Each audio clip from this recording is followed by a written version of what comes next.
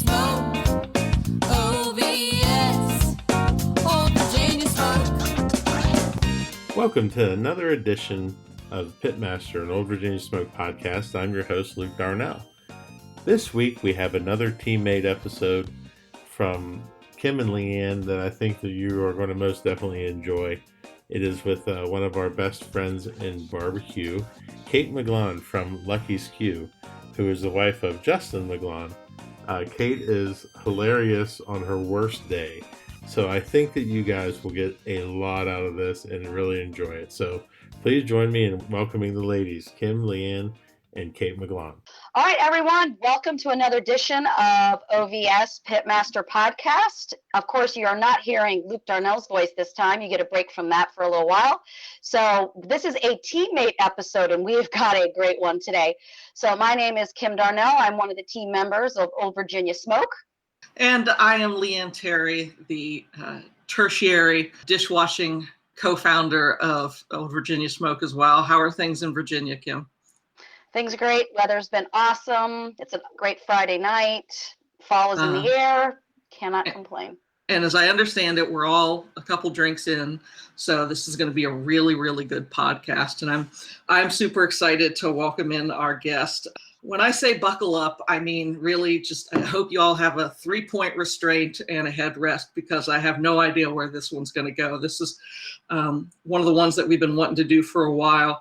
Lucky's Q, founded back in 2010 with 204 contests under their belt so far, 24 grand championships, 24 reserve grand championships, all from the good folks at Barbecue Data, and coming off of a great 12th place finish at the American Royal Open just a short time ago. Welcome to the OVS Pitmaster Podcast, Kate McGlaun. Yay! Hey, ladies. I feel like I should come in like Jay and Silent Bob, like ladies, ladies, ladies. That's right. Damn, we need to roll out the red carpet, get the sprinkle, get all the glitter out. I need to roll out something. Glitter. Yeah. It's going to be Jay and Silent Bob. Yeah, I didn't know we had 204 contests. That's like my weight class, my 8th grade year, right? That's right, man. You're the champ. Yeah. Whoop, whoop. Does it feel like, so that surprises you? It doesn't feel like you've been doing this now for what, 11 years? Does it feel like it? Does it still feel fresh every time you're going out every weekend? Yeah, I mean, for the most part, like I still get excited to go to contests and see friends that I haven't seen in a while, and I'm very competitive. You may not know that about me, but yeah, I just like to go out there and each week or every other weekend, or now it's more like once a month, go out there and just do it. Like I still enjoy it. So can you take us back to when you got started in competition barbecue? Was it something that you brought to the relationship, that Justin brought to the relationship, or that you guys started up together? So Justin actually smoked before we met and smoked meat. But he had like a little, like one of those little smokers you get from Cabela's. And he would go hunting a lot. So goose meat, deer meat, anything he'd kind of throw on there. So when I met him, there was a gentleman in town, which our town was Denver, Iowa, which was the mile wide and not the mile high. Very small town. So he went ahead and found a buddy that wanted to compete in this backyard contest that was going on with the town celebration. And they built a smoker out of a 55-gallon air compressor tank, mounted it on a trailer. And it was like the good old fashioned contest, right? Where like you're sleeping in the back of the truck and you're waking up, running a 5K, cooking meat. And so Justin built that air compressor, or that smoker, out of the air compressor tank. And his team name was actually Master Basters or something along those lines with his buddy. Never knew that. Yeah. So then they won a couple years in a row. And then he was like, well, we're going to sign up for a actual contest, like a KCBS event. And so we went up to like Austin, Minnesota, or somewhere. It was Minnesota in May. And I thought you had to cook a dessert on the smoker. Like it was just a complete disaster. We ended up having like a small campfire. Like it was fun. So he definitely brought the smoking into the relationship, and it just kind of fit my wheelhouse as far as like what I like to do. Low key, socialize, have a couple beers, tell us a couple jokes, whatever, and then the competitive side of me where let's turn it in, let's see what we can do. So yeah, so we just kind of did that. Were you like a high school or college athlete? Is that where your competitive side comes from, or are you the kind of person that will knock a table over in the middle of Scrabble? Where does that come from? D, all of the above, and I was a tuba player. No, no. I don't think it has really anything to do with it, but no, I played sports in high school. I was really shy in high school, and so yeah, I know, right? Like I was very shy. I had like this close knit group of friends that like knew my humor, and once you open up the door to the Kate humor, people just want to come on in and like pull up a chair and stay a while, which that's fine. I do absolutely love the Kate humor, and I loved the joke when you and Justin met. Yes, when I was the wingman. I love this story. This is a fantastic story. Came in for the kill. Like I don't think my friend still like she's still kind of like I didn't know he could cook. Like she's a little bitter Like, about damn, that. I missed out. Yeah, and I'm like, hey, I'm over here like I'm eating good tonight. So no, when Justin and I met, we met at a local watering hole, and it was my friend's birthday, and he came in with his neighbor buddy, and I was like, hey, Sammy, like, you want me to go hook you up? And she's like, yeah. So I go up to him, and I was the wingman. I did not care. I was like, whatever, like, hey, how's it going? And I told him a joke, and it was an inappropriate joke, but I don't know. It's a visual joke. This is really an R-rated. You could kind of maybe talk through the visual part if you want to. Like I said, this is R-rated. Anything goes. Okay, so here comes little innocent Kate up to Justin, wingman, and I'm like, hey, do you know how to get dandruff off of a pussy? And he looks at me kind of like, what? And then I just wiped off his shoulder. and then like it was kind of, and that was within the initial, like, I don't know, first 4 or 5 sentences that we had actually talked to each other. And then I guess he just kept talking to me. And then I was trying to get my friend over to introduce, and I was like, well, I got this friend over here. And he's like, but I'm talking to you. And I was like, no, but like, she's right over here. I've got this friend I'd like you to meet. And he's like, no, but I'm talking to you. And then it was like, light bulb. I'm like, oh, he's talking to me. So I'm like, I go over to my friend. I'm like, hey, Sammy, you mind if I take this one? She's like, yeah, no, go ahead. Thank you. And then here we are 15, 16 years later. So it worked out. Wub. True wub. Yeah. Right from the start. I love that story. Thank you for sharing that story with us. I think it's a great one. Yeah, if you got a dirty joke, you got, you know how to deliver it, you got a chance. And as the night continues, buy a couple beers, he'll drink a little bit more, it'll get a little bit darker. You're in like Flynn. Exactly. See, that is sage advice for anybody. Yeah, right. So yeah, that's awesome. I love it. Thank you again. So how would you describe your responsibilities on the team? So he kind of got things started with this other team, the masturbators, it sounds like. And how would you describe your responsibilities?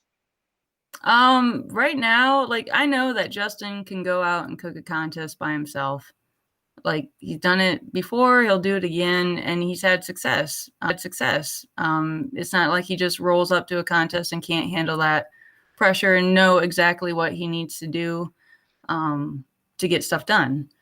So as far as I come along, like, I don't trim meats, I don't prep meets. I don't do any of that. The main thing I do is I make pumpkin bars. Yes, I was going to say, I'm so glad you brought that up. Please, if you could also expand on how that got started too. Yeah, no, and then so I do that. That's my thing that I do on Thursday nights, and then or as the latest day that I can do it before we leave for a contest, and then I'll make up some brisket love, we call it. But Justin takes care of pretty much everything else. So when I go into a contest and I'm there and I know he can handle it, I do all those small things that can help him just kind of focus in, whether it load the smoker, prep up pans, any of that small stuff, build boxes. Just, I like to be that third person. Like if I see he's thinking about something, I just want to get it done. And if I can do it, like if he trusts me to do it, that's another thing. So like the last couple of contests, he's like, hey, can you, fold up the chicken or whatever he does when it's sitting out in a pan? And I'm like, yeah, got it. I got small hands. So I can tuck those corners in. You'll be just fine. So he watches me do it and he's like, perfect.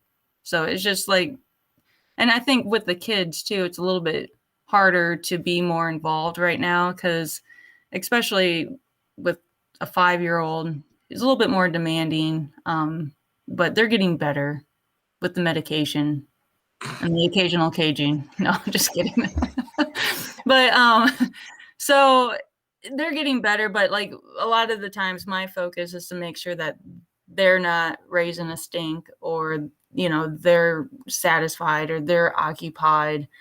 Because when you're in a trailer and there's a yelling kid or something, that messes with your feng shui, as Jeff would say, or, whatever. So just trying to keep that vibe and that mojo in the trailer upbeat, steady, just relaxed. That's what I do. Washing up dishes, just making sure everything's right in its place. A little bit of OCD probably helps that, but Now, I'm with you on that one. But you also have another big responsibility with pork yeah. and the ribs. Yeah, which Justin has proven to, he knows exactly what he's got. If he does this amount of spice and this amount of sauce and mixes this or whatever, he knows what his taste is going to be. And that tenderness he's got down to a feel. So when we're at the Royal, he'll hand me a piece of bacon or money muscle or whatever he's got. He already has an idea of the tenderness that it is. I'm just verifying that. So I'll be like, oh, that's got a little chew on it. He's like, yeah, that's what I thought. We kind of go hand in hand on that. And a lot of times I love the days when he cuts into ribs and he doesn't even need to really hand me one. He's like, I really don't even want to give this to you. And I'm like, don't. Like, you do well when I'm not here. Like, I'm good with not eating a bunch of barbecue right now because I've got like a 3-minute walk. Like we're good. And congratulations on that pork call, by the way, that 180. Yeah, that was Royal. exciting. That was awesome. Yeah, that was right after the well, not right after, but shortly after the chicken winter chicken dinner OVS. I was so excited. Oh, I was excited for you guys. I mean, I thought I had lost all voice, and then when you guys got that call, I was screaming my head off. I was jumping up and down. Oh my gosh. that was fun. Now, have you ever cooked a competition by yourself or maybe with another team where you've taken a more proactive role, or do you have any desire to do that? Not really. Like, no, if somebody wanted me to be their sidekick, I'd be like, yep, sure. Just approve it through my boss. No. I want to like be more involved with just the whole cook process. And Justin, he's totally for me doing that, especially even like trimming chicken. He's like, I want you to do this. I'm like, yeah, I know, but I don't want to. But that sucks. Yeah, but that sucks, which I'm fine with. You got to put in your time, but I'm totally up for it. It's just the whole balance right now. Like, Gavin's in football, they got church night, they got all these things. Somebody's got to do the running and somebody's got to get ready. So like this next week, we're getting ready to go to Tennessee, and I'd line up the kids, the dog. I get everything lined up that way. and he gets everything lined up for the meet. And then we kind of meet in the middle. Like I have probably like 3 or 4 lists right now, kind of specified by kids and dogs, what we need to pack, what we need to get ready. Then I forget the 4th one. Probably the alcohol we need to pack. No, just kidding. And Not when you're going to pumpkin bars. Tennessee. Yeah, no, but like we just have it kind of like organized, and we just kind of meet in the middle. So we're like, he can't do it or he's busy with other things, then I got to realize I got to pick up, and he's got to understand what I've got on my plate too. So we do a pretty good job at that. Just Does it happen naturally, like after doing it for 11 plus years, or is there like a sit down meeting every week where it's like, okay, clean the etch a sketch, starting over from scratch. This is what this competition needs. No, we pretty much know our rules. Like we know what to expect. Like I know what he's going to do. He knows what I'm going to do. If I drop the ball on something, that's on me, but like he trusts me and I trust him. So we're pretty good right there, but we know what we have to do each week. We don't have sit down meetings, but I would like it if we would. I'd probably get like some sort of gavel and I'd like, boom.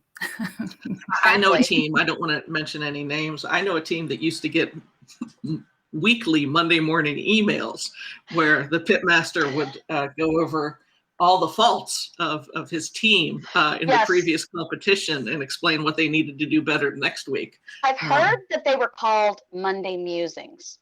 I don't know where I got that from, but yeah, that was through the rumor mill. About that. Mm-hmm. Yeah, that'd be like delete. Like, see you on Friday. I guess, but if you get questioned about it, it's almost making it worse. It's like, if you tell a lie to your parents, that it's just better to tell the truth from the beginning, or else you get in double trouble. Yep. Yeah. That's kind of how that worked. So when you cook with Justin, there are the times that he gets upset or wound up or bogged down with the problem. How do you kind of handle that? How do you help him get through that? Come up to him like, what do you need me to do? Help me help you, right? So if he's something's not jiving right, I just give him a space. I just kind of hover in the background, if you will, just being that person that needs to go do something, fill up the generators, anything like that. Water's not working, look at it, tell him what's wrong. Justin is an excellent troubleshooter, so he can pretty much figure out anything. So just being there and being that person that hands on the wrench or whatever, that's beneficial. And then if I notice that he's kind of stressed out, like especially before turn-ins, I'll just be like, hey, sit in that chair, and I'll just give him like a quick shoulder rub or something. Just relax, just calm down. We're good. It's good. Let's go cook. This isn't our first rodeo, so saddle up, buckaroo. Right.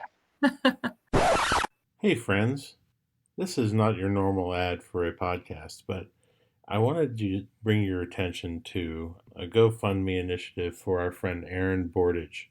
Aaron is pitmaster of Lucky 19 and works at Northern Fire in Minnesota. Aaron was critically injured in a head-on collision on Tuesday, September 8th, and has suffered multiple injuries.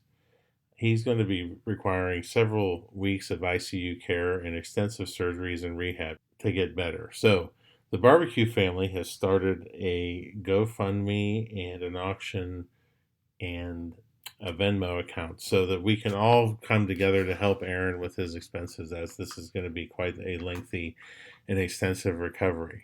So I encourage you can go and Google Aaron Bordage, Bourdage, accident or GoFundMe, and that will take you to the GoFundMe page. You can also go to the Shiggin and Grinnin Facebook page, where you'll be able to find all manners of information about how to help Aaron. So the barbecue family always talks about how great it is. Let's show Aaron how great we are. And Aaron, if you're listening, or Missy, we all have you in our thoughts and prayers. So thank you. This is a call for entrance for the World Junior Barbecue League Championship to be held November 6, 2021 at AutoZone Park in downtown Memphis, Tennessee. This championship, started by Melissa Cookston, features a $20,000 prize purse. High school kids are eligible, and this is a great opportunity to get kids involved with barbecue and to learn what it is to be part of a team. So you can find more information at worldjuniorbarbecueleague.com. That's worldjrbbqleague.com. Check it out. You both seem like just really even keeled, not only from the way you're describing your interactions, everything, but just, from observing you guys. Do you have any stories about, the wheels coming off the truck or anything like that, or some really big screw ups or almost disasters in your 11 plus years? Oh yeah, I messed up big time, big and bad. And I don't even want to bring up the story, but I'm going to, because I want other barbecue teams, and teammates, to know that it's okay to mess up. Like, you're going to make it. So Here. Yeah. So when was it? It was Gavin's first birthday, right? So we were at a contest on Gavin's first birthday. So August 4th, 2012. We were over in Rockford, Illinois at the Sam's Club Regional. Usually, my thing was on Fridays, we'd get to the contest, we'd roll in, we'd get everything set up, and then I would go grab lunch, Subway. Usually it's what it was. And then I'd fill up the truck. So that way, when we rolled out on Saturday, we were good to go. We're ready to just go with a full tank of fuel and hit the highway. So I go and I get Subway or whatever, and I go get fuel, and I filled up our diesel truck with E85. Oh no. Yeah, farm girl messed up big time. And so the thing is that I didn't really realize it at the time, because I was going at it, and the different colored handles and everything like that, it was throwing me for a loop, I guess. But didn't realize it until that night, when I was I was laying in bed and I was going through my head what I did for the day, and I'm just that handle was blue. And then I got the receipt out or whatever, and I told Justin, and that is probably the angriest I've ever seen Justin, and rightfully so. I felt horrible. So, didn't really sleep that good that night. You got to make the top 10 to qualify for the next round to go down to nationals in Bentonville. And we did. And it was a horrible thing. I never forgot it. So we get home on Sunday. We had to go get the tank dropped or whatever. Had to find a mechanic. I was on the phone right away the next morning, 6 a.m. or 7 a.m. trying to find somebody that can get us in. All of a sudden our truck's getting towed away. We're at the contest. Justin's cooking meat, and I'm feeling like the biggest dumbass ever. I hate even talking about it, because it just makes me feel bad again. But then everything worked out. We moved on to the next round. I believe that's the year that we won it, so we made our money back. But that was definitely a big error on my part. And I just remember that Sunday we had Gavin's birthday party. So we came back. That next day we had Gavin's birthday party, and we had to figure out how to go get the truck over in Illinois now, because luckily we had friends there with us that were able to pull the truck, or pull our toy hauler back at the time, because they had their truck. So my dad and my father-in-law were talking, and they're like, yeah, we'll go get the truck or whatever. And I just remember my mom looked at me and she's like, Kate, don't worry, I've messed up that bad too.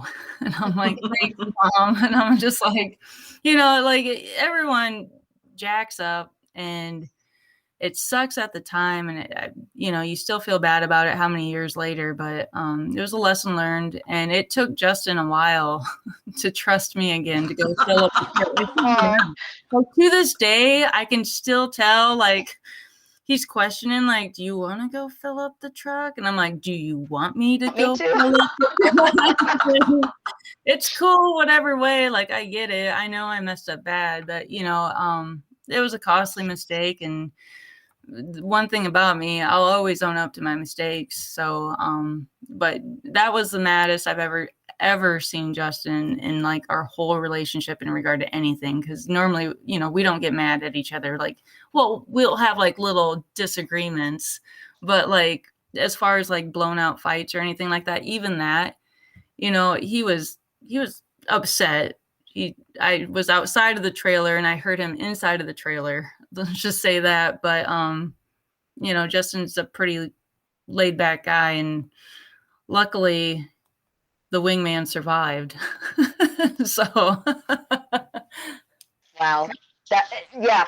And like you said, I've always seen both of you cute, cool as a cucumber, just enjoying the moment, enjoying people who are around you. So I can't imagine what an angry or frustrated, flustered Justin would look like. I just can't even see it. Yeah, I mean, and that was like literally probably the only time in our whole time together that I've seen him like that mad. And I was just like, eh. Right. Oh my gosh. Well, I'm glad you lived to survive that tale, and you're here to talk about it. And I know, because something like that, you feel like, oh gosh, I just want to crawl under a rock and hide. Yeah, I totally did. Because like Tippy Canoe was there, Big T's was there, Pigskin was there. And they all just kind of knew about, and it's just like, damn it. Like, I didn't want to be that wife or that teammate or that, you know what I mean? Like, I didn't want to be that person. So, but I was, and whatever. It happens, and all of it is, it's happened to everybody where we all make those silly mistakes. Yeah. So I have a question as far as rituals. So you said now he's kind of questions a little bit if you're going to get gas and put gas in the truck. Not gas, diesel. Diesel. Oh, diesel. Sorry, diesel. I don't have a diesel truck, so I still am always going to say gas. Maybe if I get to be a big girl and I have a big girl truck, I can start saying diesel. Are there any rituals, any superstitions that you all follow when you're getting ready to go to a contest? Well, I would say, I mean, I guess I'm not really superstitious. I guess I'm just a little stitious, right? Just stitious. We used to be like hardcore, like, hey, we did this last time. We got to do it this time. You got to wear these underwear and this and that and whatever, I remember packing for the Royal a couple weeks ago, and I was like, ooh, like, these hedgehog underwear or sloth underwear. I'm like, you haven't performed too well, so I'm just going to leave you behind. But like, I don't think it's as bad as what it once was, because you can get wrapped up in that so much. And then if you don't do something, or if you don't have something, you're already batting against yourself. I mean, the mental game is already, started and going. So you just have to realize that you still got to cook the meat, and your meat's going to do the work for you. It's not going to be a pair of underwear, even though you really want it to be. Especially the shamrock ones or the patriotic flag ones. Like, those seem to do okay. But where does the chicken head come in terms of, good luck, bad luck, performance? Or is that just a happy benefit for all of us that get to see it happen? Yeah, so the chicken head was actually given to Gavin from Doug Caston from Smoker's Purgatory like 2 years ago. And it's just like this fun little thing to have around. Like, I'll occasionally whip it out of the closet for the kids. Be like, "Bakok!" Like, like, and the dogs are scared of it, which that's hilarious to me, because like, you don't listen to me anyway, so I'm going to chase you with this chicken head now. But no, the chicken head is just in good fun. And Friday night at the Royal, when we brought it down, I told my friend who was giving us a ride, I'm like, hey, I'm only packing the essential things. And then I took a picture of me with the chicken head on, and I sent it to her. And she's like, sounds good. So we got down there, though, that night. It was a long drive, 5.5 hours. I say that to you guys, which sorry, but it was a long drive. We had both kids with us, and we get out, and it was just kind of fun to put that on. And I mean, if you ever really want to see somebody's true colors, give them a mask of any sort and a couple beers, and let them loose in a crowd of people. There you go. And have a good time. Well, Yeah. and one thing, if you have never been next to Lucky's Q at a contest, you need to, because you're going to have you're going to see a lot of great dancing. You're going to see some really fun videos. Absolutely. Because Kate's always out there having a great time. So is there a playlist that you like to play, certain songs you like to play when you're cooking? Oh yeah. I actually had made a playlist, I think in 2019, that if you started it at 8:00, I had it timed out. Like I went through all of my songs on my iPod, like every mix match. And if you started it at 8:00, started off with like some nice morning songs, like Sitting on the Dock of the Bay, maybe a little CCR. And then it just kind of worked itself into kind of building you up. So maybe working a little Bob Seger, then go into a little bit of Sublime, maybe some Foo Fighters, getting closer to turn-ins, during turn-ins, Notorious B.I.G.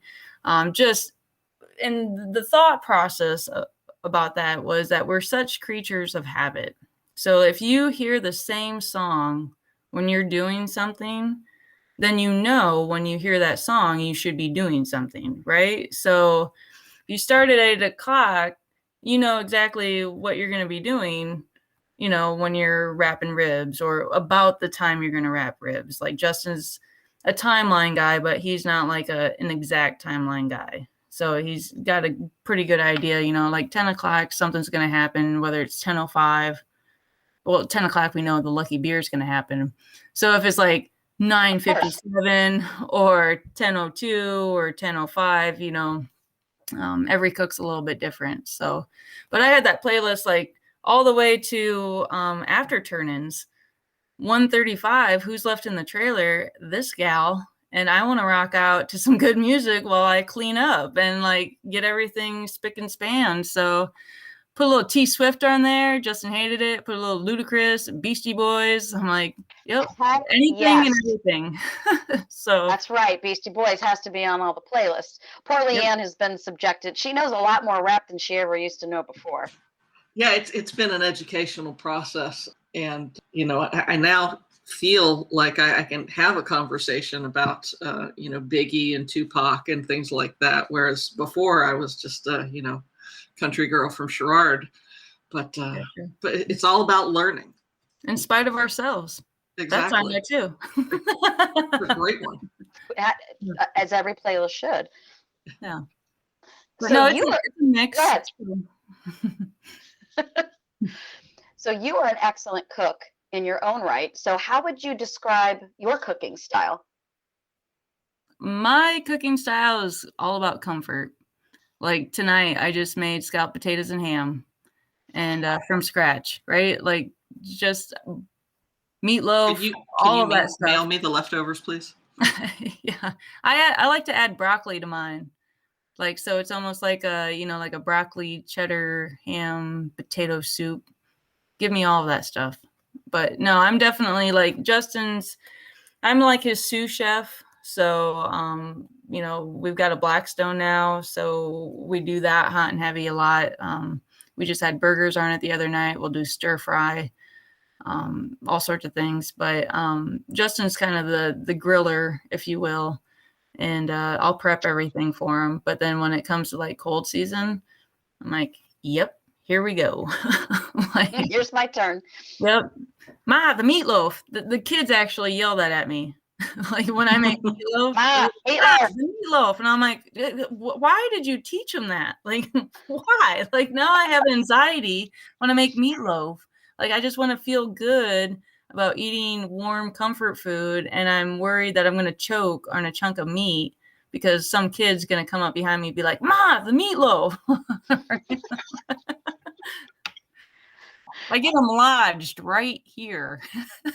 Right here. So can we go back and talk about, since we're talking about you and cooking and baking, pumpkin bars? How did that get started? The pumpkin And did you bars. bring them to the contests? Yeah, so the pumpkin bars, honestly, I was just looking for a recipe that filled a jelly roll pan, right? Because a 9x13, there's not enough squares. There's a lot of teams, and I wanted to be able to give a bunch of goods out to a lot of people. And so I found this recipe and I just kind of tweaked it. They just kind of took off. I don't really, I mean, they're not bad. They're good pumpkin bars. They're amazing. They are amazing. And if you're lucky to get one, you're going to pretty much do well at a contest. FYI. Yeah. And I feel really bad. Like, it's kind of awkward when you, like at the Royal, I am not going to make 500 pumpkin bars. Like, I'm sorry, people, but like, and it's awkward because like I try and get at least, throughout the 2 days, at least get teams one time. But then when you're walking past and like somebody's trying to make eye contact with you, that's usually why I wear a hat or sunglasses. I'm not trying to be rude, but like I know that some people are kind of expecting them now, or like if you're new and it's a smaller contest, absolutely. Like I'll try and get you. Or if we do make eye contact, I find it really hard to say no to people. Like I'm just like, yeah, sure. And then like their 5 other teammates come up and I'm like, okay, that's fine. That's cool.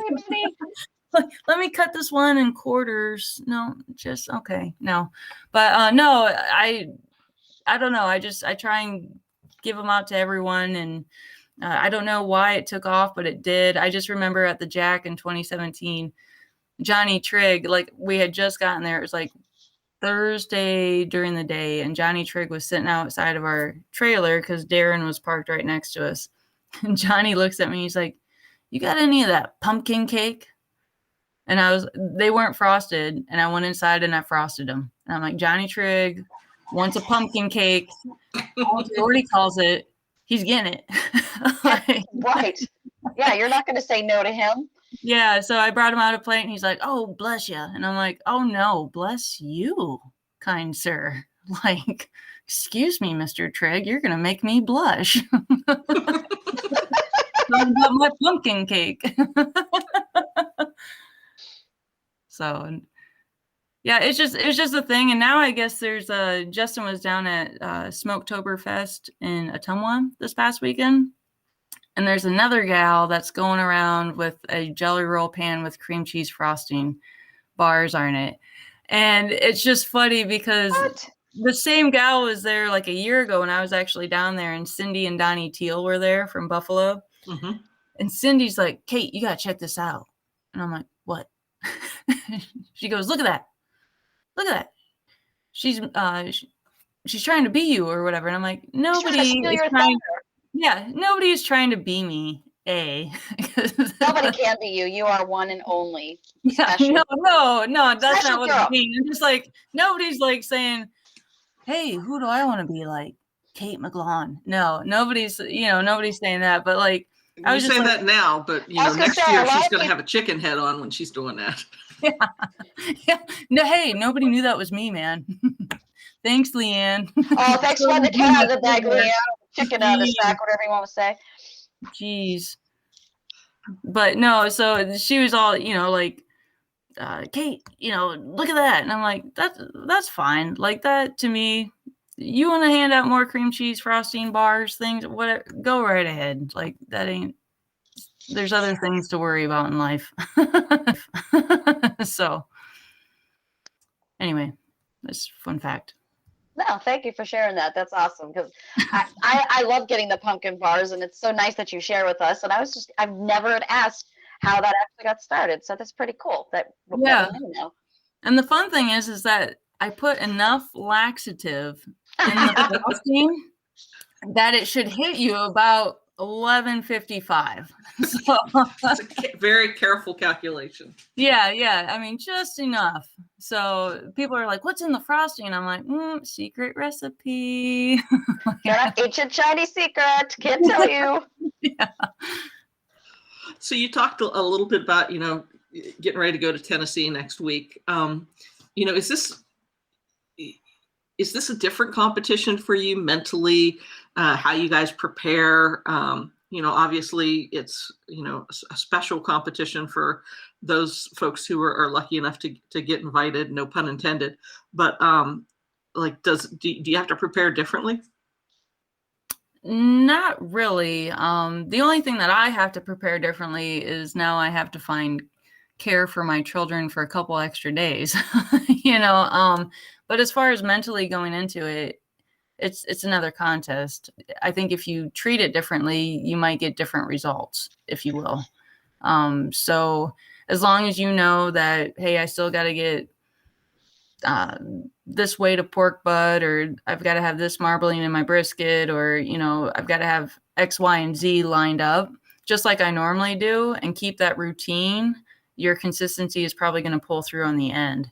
But I'm a little bit more excited just because, I get to see some great people down there, like that fine gentleman. Hey, that scared me.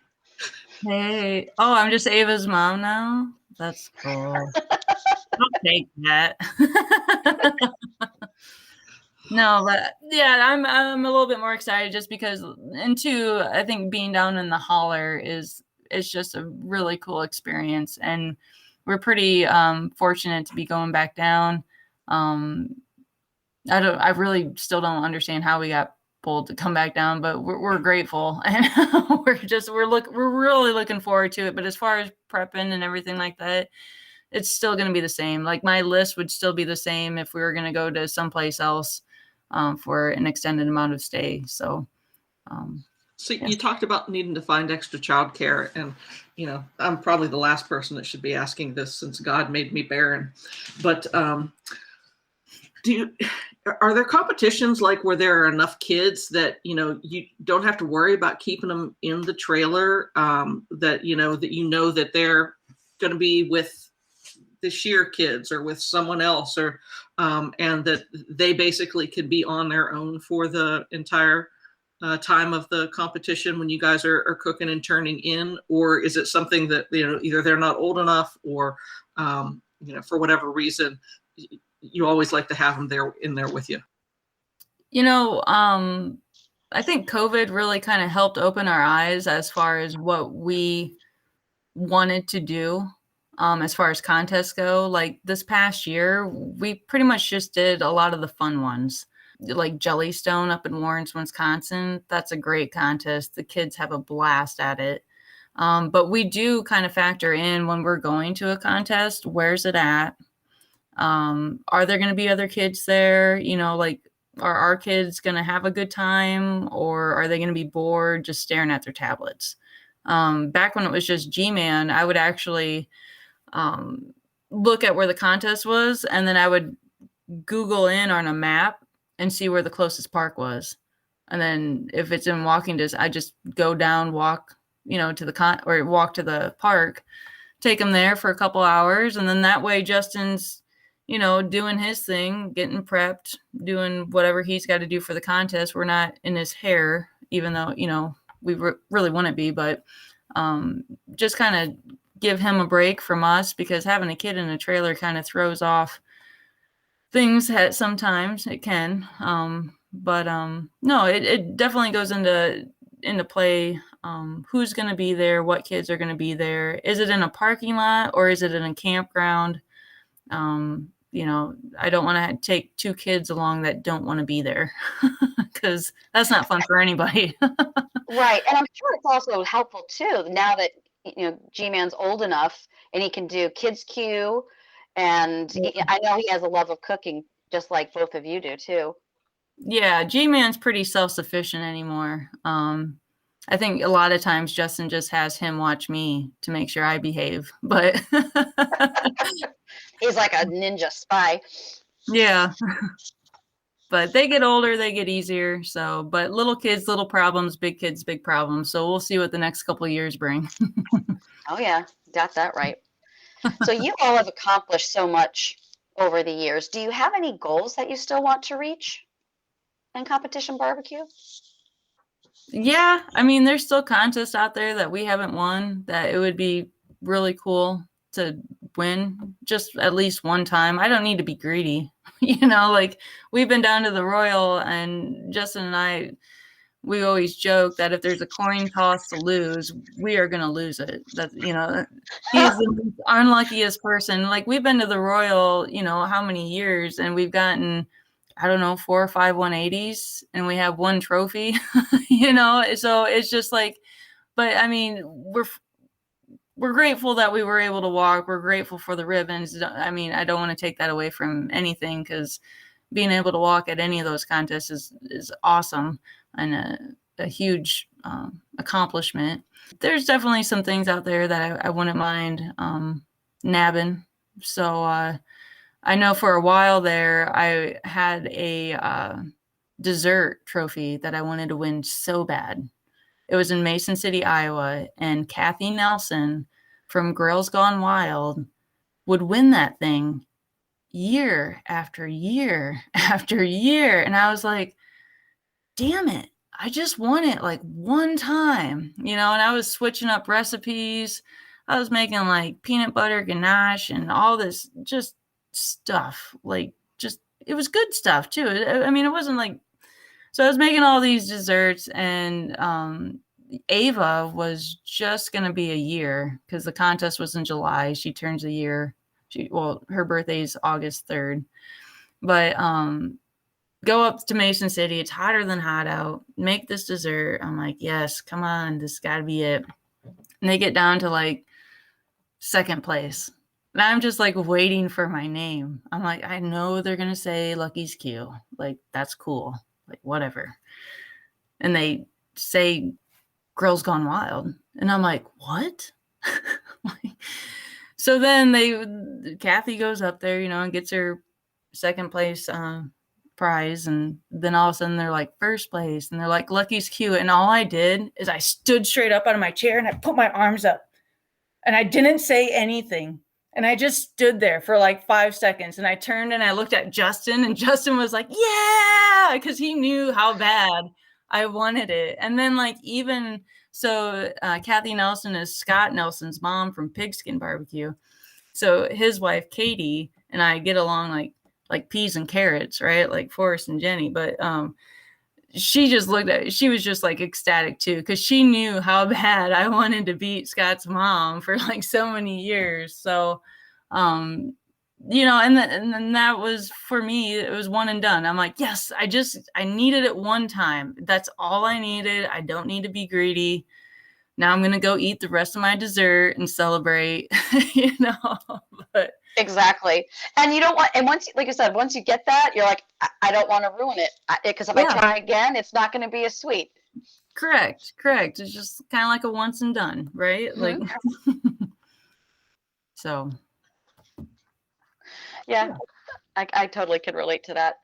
Well, I don't want to keep you too much longer. I know you have a little one. I don't know, Leanne, if you had any other questions you wanted to ask before we start to wrap up and do some final questions. No, I'm good. I got my mascot head and children-related questions, so I'm feeling very content.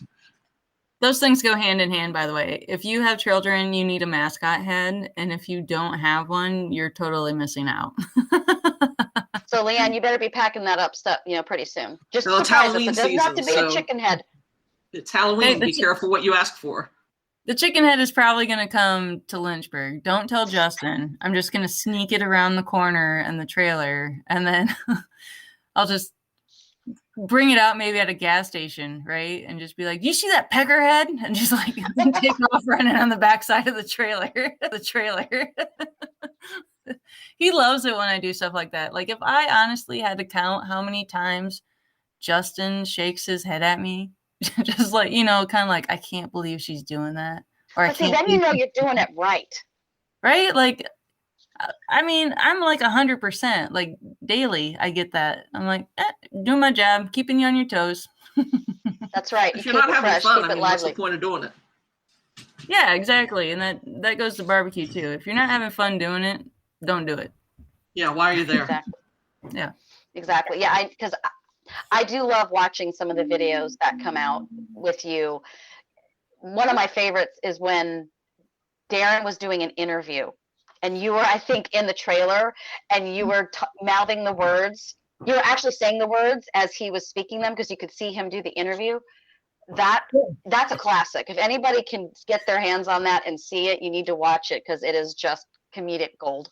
That was in between turn-ins, and Gavin was like sleeping up in the bed area in the trailer. So that was in between like ribs and pork. Justin was out back. He didn't even know that I was doing it.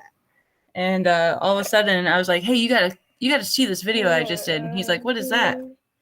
And I go, "I just did this interview of Darren getting interviewed. I just did this little overtalk or whatever you want to say it is." And he watched it and he's like, "You just did that?" Yeah. Send it to Darren and he's like, "What in the heck?" I'm like, "I just made your interview like 100 times better." Like, yeah, and it was too. I don't even want to listen to the original one because your version was so much better. Well, thank you. Yes, it was. It was awesome. So one last question before you go is, Lucas likes to ask this on the podcast, and I think it's a great question. If you could put anything on a billboard, a saying, a phrase, words you like to live by that you want everybody to see and know about, what would it be? I don't know. I guess you're something along the lines of your vibe attracts your tribe. I always just think whatever mojo you're putting out there, whatever feelings you're putting out there, if you're going to be kind of a bump on a log, you might be sitting around some bumps on a log. But if you're going to put on a chicken head and go dance around a bunch of strangers, you're going to find a good time, and other people that are either going to play music for you, give you a golf cart ride, or, or go ahead and put a chicken head on with you and tear it up. So yeah, your vibe attracts your tribe. I think that would be a good one. That's a great one. I'm ready to put money down on that billboard. Are you done? Are you done? That's the question. Are you done? Are you done? Yeah. Ava, yes, we are done. So, Kate, we wanted to thank you so much for coming on. We appreciate that. We know you have a lot going on at home and getting ready for the Jack. So we appreciate your time. You are awesome. Love you to pieces and can't wait to see you in Tennessee soon. Hell yeah. Thanks for having me. It was a blast. We're going to go listen to some Beastie Boys and tear it up, right? That's right, man. Absolutely. Did I do that right? I'm still terribly white. You are. Like, you got it going on. I grew up in the Midwest and I'm not even that bad. No, it's awful. But I was in Waverly. we try to help her along the way. She's gotten much better. Well, that's good. That's good. This is improvement. Well, thanks, Kate. Yep, no problem. We'll see you guys. Thank you for listening to Pitmaster, an Old Virginia Smoke podcast. Be sure to subscribe and like the podcast, rate the podcast, and share it out with all your friends. Also be sure to check out the Old Virginia Smoke YouTube channel as well. We will have another episode for you next week. For companies interested in advertising, please contact Old Virginia Smoke directly via www.oldvirginiasmoke.com. Pitmaster, an Old Virginia Smoke podcast, is edited by Chris Sedenka. Pitmaster, an Old Virginia Smoke podcast is a property of Old Virginia Smoke LLC. All rights reserved. Copyright 2021. Yes, Old Virginia Smoke.